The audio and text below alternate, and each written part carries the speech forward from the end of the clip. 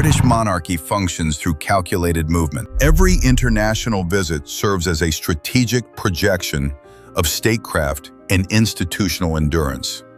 In May 2026, the arrival of the Princess of Wales in Italy marks the formal conclusion of a prolonged withdrawal from the global stage. This is not a joint engagement with the Prince of Wales. It is a deliberate application of individual diplomacy. Historically, the palace utilizes such solo missions to transform a royal consort into an autonomous state actor. The precedent for this maneuver remains the 1989 visit of Diana, Princess of Wales, to New York. By addressing the AIDS crisis through direct contact, she shifted the monarchy's relationship with global social issues. Catherine is now employing that same structural autonomy to elevate the science of early childhood development into a matter of international policy. Italy serves as the primary stage for this transition from domestic advocacy to global collaboration.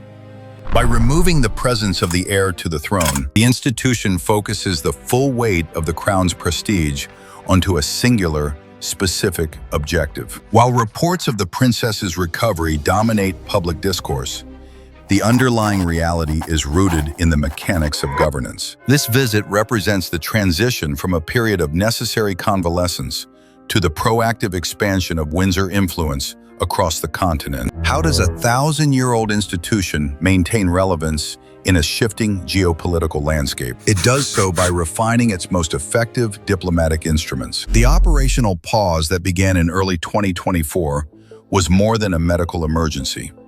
To the palace, it was a systemic disruption requiring a phased restoration of institutional continuity. The completion of preventative chemotherapy in late 2024 served as the first benchmark in a multi-year recovery strategy. Public appearances are deliberate instruments of statecraft. The January 2025 update at the Royal Marsden satisfied immediate public concern while signaling to the government that the princess was once again a viable diplomatic asset. This was a recalibration of royal labor rather than a return to the previous status quo. The monarchy cannot risk a second unplanned withdrawal. To protect institutional prestige, the current schedule functions as a risk mitigation strategy. Routine domestic appearances have been deprioritized in favor of high-impact global objectives. This period of enforced absence has altered the social contract between the crown and the public. Silence and endurance have generated a new reservoir of political capital.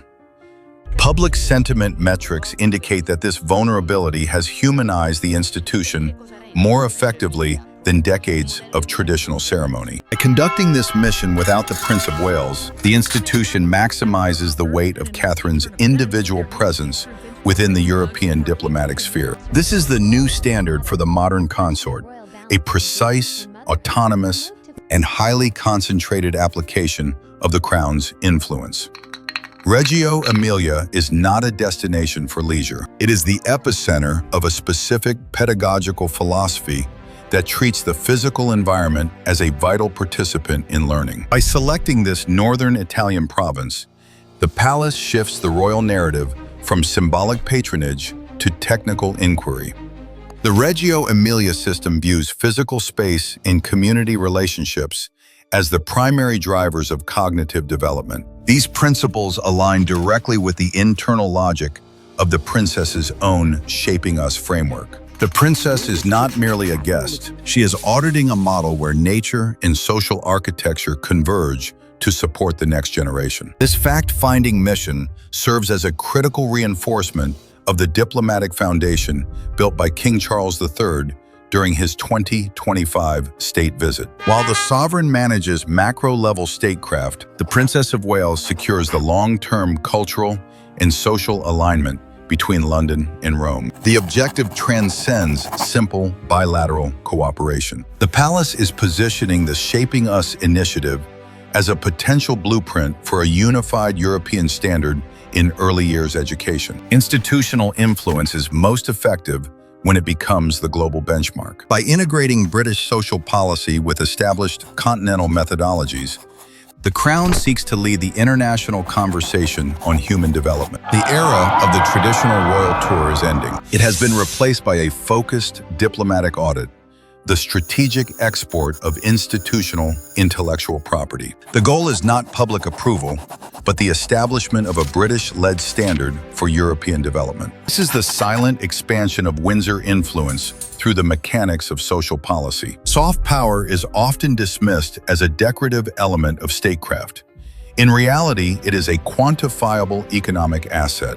Under the Princess of Wales, royal patronage has evolved into a precision tool for national accounting. The 2021 establishment of the Royal Foundation Center for Early Childhood was a systemic shift. It functions as an institutional think tank, producing the empirical data required to influence the Treasury and the City of London. The figures are significant. Research from the Business Task Force identifies a potential £45 billion annual contribution to the British economy. This valuation is built on three fiscal pillars: £12 billion in direct productivity gains, $16 billion saved in remedial public spending, $17 billion generated through optimized workforce participation. The Crown is auditing the future of British human capital. Corporate governance is already responding to this framework. In 2025, Deloitte UK restructured its internal policies to offer 26 weeks of full parental pay. This was a direct alignment with the palace's developmental objectives. The princess has transitioned from a traditional figurehead to a strategic architect. She is overseeing a multi-billion-pound recalibration of how the state and the market value the earliest stages of human life. It is a sophisticated manifestation of royal utility. The monarchy is translating ancient prestige into the hard language of modern economic stability. In May 2026, the institution moved beyond symbolic patronage toward the production of technical doctrine. The release of the Foundations for Life Guide marks the formal codification of 30 specific social and emotional benchmarks required for human development. This is not a charitable pamphlet. It is a 109-page policy framework designed to influence systemic governance and educational standards across borders. The Crown is now drafting the blueprints for societal infrastructure. This shift into technical authority is mirrored in the healthcare sector. What clinicians term the Catherine effect has evolved into a quantifiable driver of medical outcomes. Her transparency regarding her 2024 diagnosis triggered a sustained surge in early screenings across the Commonwealth. At the Royal Marsden, this influence translates into improved survival statistics. The modern monarchy functions here as a strategic catalyst for public health resilience. Advocacy has been replaced by measurable clinical intervention. As the princess navigates the diplomatic corridors of Rome, the fiscal reality remains the priority. Independent projections suggest a £1 billion advertising equivalent value generated by this single Italian mission. This represents a calculated stimulus for UK-Italian trade, leveraging royal prestige to secure market share in the education and textile industries. The role of the princess has fundamentally changed. She is no longer a silent representative of the state. She is the primary architect of its soft power economy. In 1953, Elizabeth II transitioned from private mourning to a grueling 6-month global tour. It was a strategic movement that transformed a daughter into a formidable international sovereign. Historical continuity requires that every period of institutional withdrawal be followed by a calculated expansion of influence. The Princess of Wales is now executing this same systemic pivot. Her presence in Italy signals that the palace has ceased managing a medical crisis and has begun deploying a refined diplomatic asset. We are witnessing the expiration of the royal generalist. The era of the decorative figurehead, performing a broad spectrum of ceremonial duties, has reached its end. In its place, the monarchy has established the specialized diplomat. The institution has fundamentally recalibrated the expected trajectory of a queen consort. She is no longer a supportive shadow to the sovereign. She is an autonomous state actor with a technical portfolio. By focusing the Crown's weight on early years development, she provides a measurable return on the sovereign investment. For a 1,000-year-old institution, survival requires more than visibility.